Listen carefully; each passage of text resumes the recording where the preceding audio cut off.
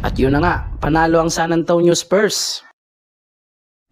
Sa isang winner-take-all Game 7, tinalo ng Spurs ang Oklahoma City Thunder 111-103 para makabalik sa NBA Finals sa unang pagkakataon ng Spurs mula noong 2014. And honestly, hindi to basta ordinaryong laro lang mga kaballers. Kaharap nila ang defending champions at nasa home court sila ng Oklahoma City. Todo ang suporta ng crowd sa Paycom Center. Pero kahit ganoon, hindi sila takot sa pressure at malaking factor din ang pagkapanalo nila sa Game 6 at baon nila ang momentum na yon papasok sa Game 7.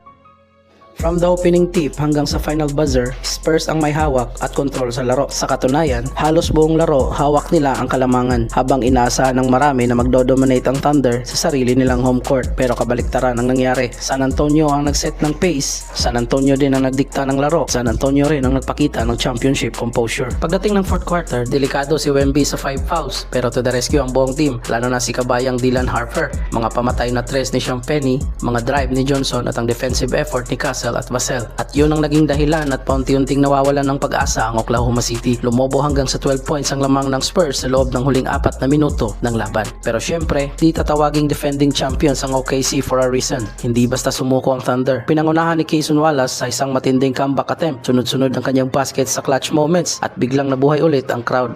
Mula sa double-digit lead, bumaba na lang sa 9 points ang lamang ng Spurs sa natitirang 2 minuto. At doon nagsimulang kabahan ang lahat. Doon nagsimula ang tunay na pressure. Pero sa pinakamahalagang sandali ng laro, may isang player ang gumawa ng isang biggest defensive plays ng season.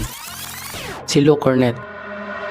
Isang napakalaking block ang kanyang naitala para pigilan ang momentum ng Thunder. Hindi man ito ang pinakamagandang play sa highlight reel, pero maaaring ang play na to ang nagpapanalo sa Spurs. Under 2 minutes ng fourth quarter, kalmado lang ang Spurs, walang panic, walang pagmamadali. They simply executed down the stretch at siniguradong hindi na makakabalik ang Oklahoma City. At sa pagtunog ng final buzzer, official na ang San Antonio Spurs na back to the NBA Finals. At syempre, hindi kompleto ang kwento kung hindi natin babanggitin ang alien. Throughout the entire series, ipinakita niya kung bakit siya ang itinuturing na future face of the NBA. Dominate sa opensa, elite sa depensa at palaging handang mag-set up sa pinakamalaking sandali. Dahil dito, siya ang itinanghal bilang Western Conference Finals MVP. Milestone to para sa kanyang napakabatang karir. NBA history na naman mga kaballers. 1999 since ang New York Knicks bumalik sa NBA Finals at walang ibang kalaban kundi ang San Antonio Spurs. Fast forward to 2026, muli nating makikita ang parehong matchup, Spurs versus Knicks, a matchup straight out of NBA history. 27 years ang lumipas, same team, different era. Kaya ang tanong mga kaballers, makokumpleto kaya ng Spurs ang kanilang incredible playoff run? O oras na ba para sa New York Knicks na isulat ang sarili nilang championship story? One thing is for sure, the stage is set. The finals are here and basketball fans around the world are about to witness another chapter of history.